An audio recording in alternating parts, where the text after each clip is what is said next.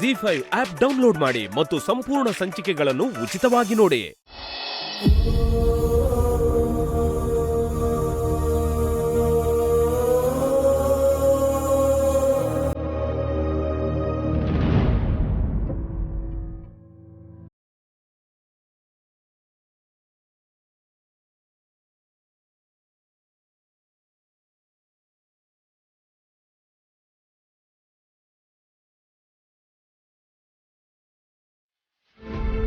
ಮಾಧವ್ ಅವರೇ, ನೀವು?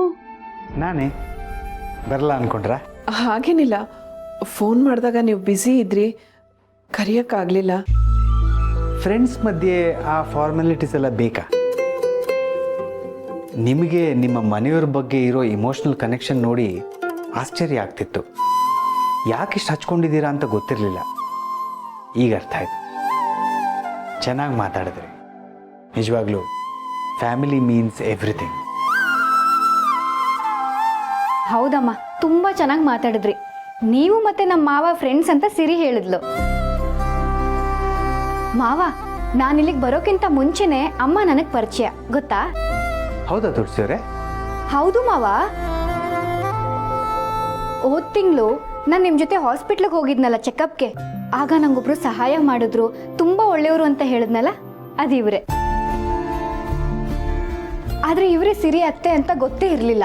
ಪೂರ್ಣಿ ಬಾಯಿಲಿ. ಹಾ ಸಿರಿ, ಬಂದೆ.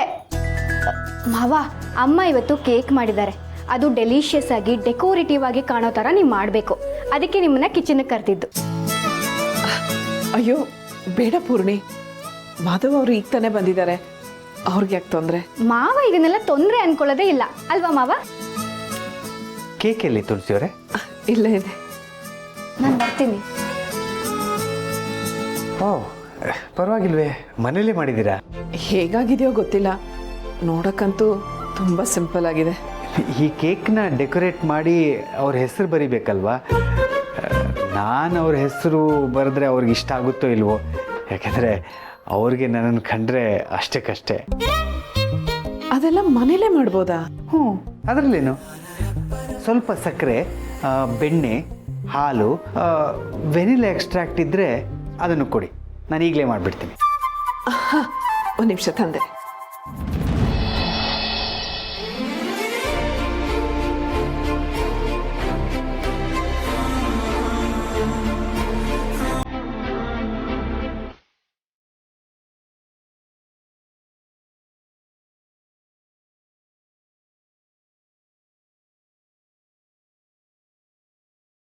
ಅಯ್ಯೋ, ಮ್ಯಾಜಿಕ್ ಮಾಡ್ಬಿಟ್ರಿ. ಎಷ್ಟೇ ದೊಡ್ಡ ಕೆಲಸ ಇದ್ರೂ ಎಷ್ಟು ಸುಲಭವಾಗಿ ಮಾಡ್ಬೋದು ಅಂತ ಟಿವಿಲಿ ಹೇಗೆ ತೋರಿಸ್ಕೊಡ್ತಿರೋ ಹಾಗೆ ಇಲ್ಲೂ ತೋರಿಸ್ಬಿಟ್ರಿ. ತುಂಬ ಚೆನ್ನಾಗಿ ಕಾಣಿಸ್ತಾ ಇದೆ.